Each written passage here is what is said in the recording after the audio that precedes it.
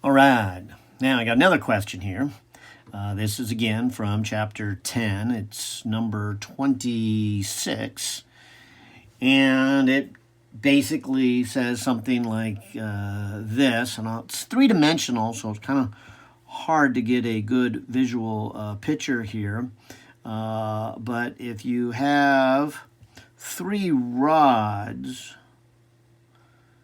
that cross each other at 90 degrees in all three dimensions, and so there's maybe the x-axis and the y-axis, and if I can draw to the best of my ability the z-axis, kind of in and out of the plane of the paper, the third rod is then perpendicular to the other two.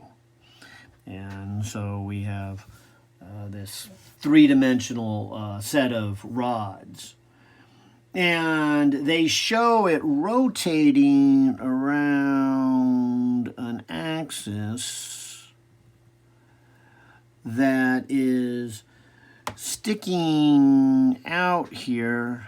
And it looks like in my picture, I'm drawing it parallel to the z-axis, and I just kind of glanced over at the book. I see that your author called this the y-axis, so maybe to be a little more consistent with your book, let me change that and call it a y.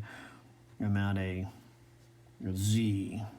No, actually, then to make it right-handed, this would be the y-axis going back. This would be the negative y-axis. Okay, so now it looks a little bit more like your picture in your book, but whether we call it the x-axis, y-axis, or z-axis doesn't really matter. But what does matter is it's going to rotate around. And I hope one of the lessons you got out of chapter 10 is if you're trying to find the moment of inertia of some kind of complex object, you can break it down into its individual pieces. And so I'm going to think of this object as made up of three rods. And so I will say sum from I equal 1 to 3. So there's going to be what I'll say I number 1 and I number 2 and then I number 3. And then so that's a big idea that hopefully you got out of the chapter. And so we start to get anything complicated. For example, I think the one next to it, 27, is pretty complicated with the tire.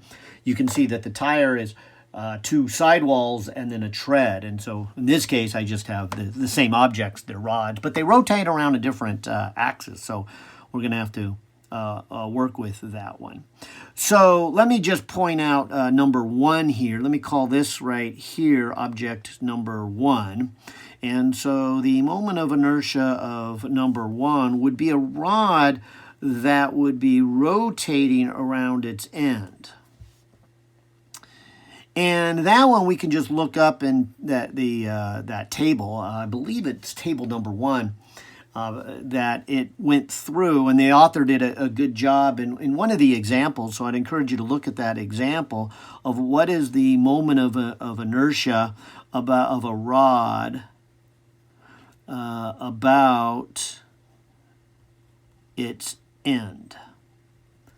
Now I want to write this out because this is really an important point that I hope you got out of chapter 10, is that the moment of inertia of something really is the sum of the masses and where they are located. And it's the square of them. So it's called the second moment in math terms. And that would mean that the moment of inertia would depend on, number 1, the shape of the object, because it's where the mass is located. So saying whether it's a rod or a disc or a hoop is very important, or a sphere. And then about which point also matters too, because again, where the mass is located in relationship to the spinning axis is important here. So we need to always say the moment of inertia of and about, so it's of what object? Is it a rod? Is it a disc or a sphere? And what axis is it rotating? Because that affects it too. All right, so looking at that table, it does show that 1/3 ml squared, and they use a capital M for the mass of the rod and L for the length of the rod. So I guess I will too. I noticed the picture doesn't really say anything here, but it says 3 identical thin rods of length L and of mass M. And now as I read it, I do see that they say of mass lowercase m and of length L. So, okay, I'll go ahead and use the lowercase m since that's how they list it in the problem. But the table, I believe, I'm not looking at the table at the moment, but I believe it has a capital M. But what they mean by that is the mass of the rod. So this is the first one. This would be the moment of inertia of number 1 right there. Okay. Now, another one that might also be easy to do. Let's call it number 2. And of course, it is a rod. About, and so let's call this one here, the one that is along the z-axis. Let's call this one number 2. And I'm not really sure how you want to put this. It's about, and I guess I'll say it's about a point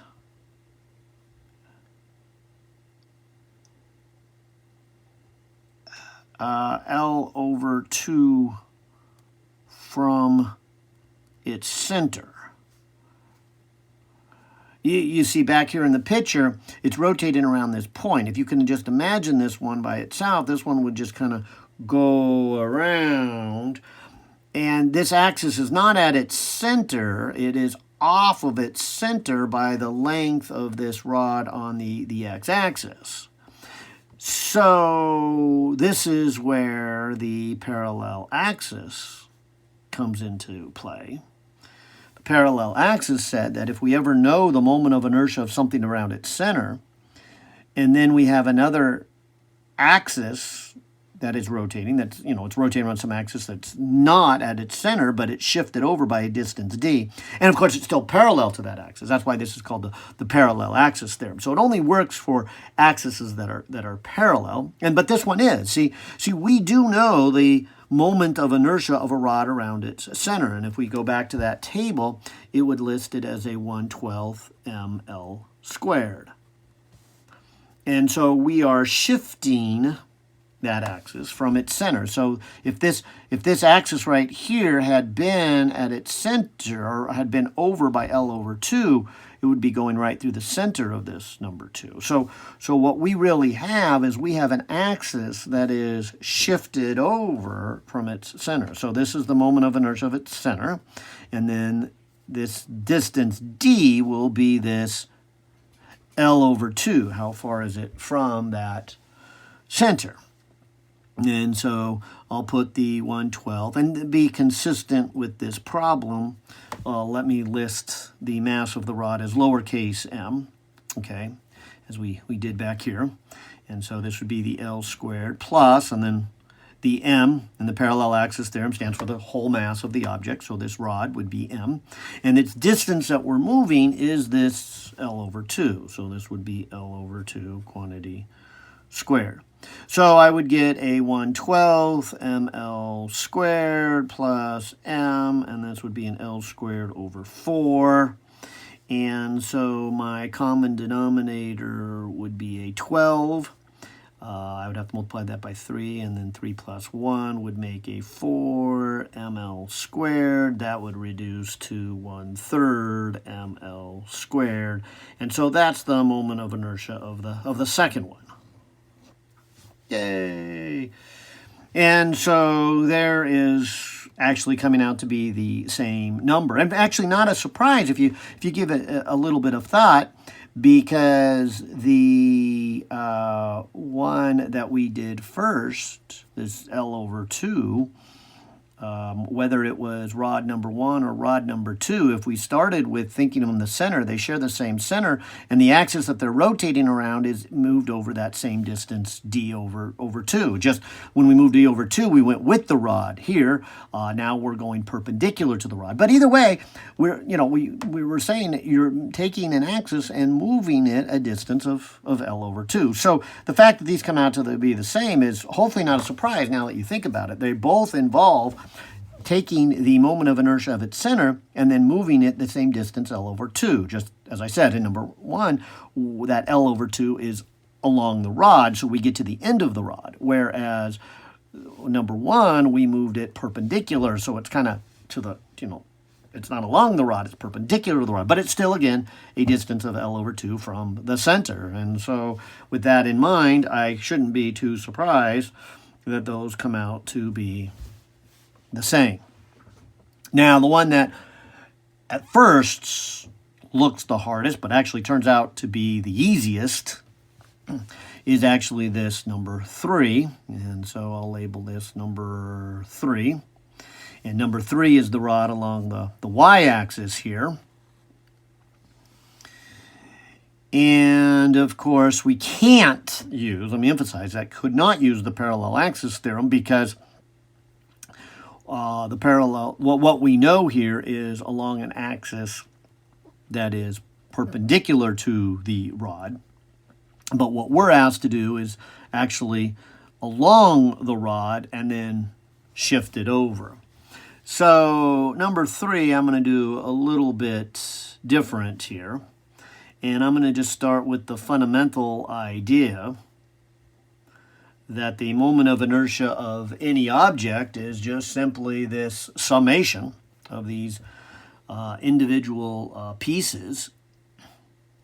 And if you look really carefully at this and think about this rod chopped into little tiny pieces, and you add them all up, every single piece is this distance of L over 2. So this is really every piece a distance of L over 2 from the rotating axis. And so this is one of these problems. In fact, this whole set of problems of Chapter 10, which I think I mentioned in another video, is what I think is perhaps the hardest chapter in the book, is that you really have to understand the meaning of each of these terms here for this to really make any sense. And so I'll say it again. This is the summation of a bunch of little pieces. And so if you think of this rod as chopped up into a bunch of pieces, then each piece has a mass of this.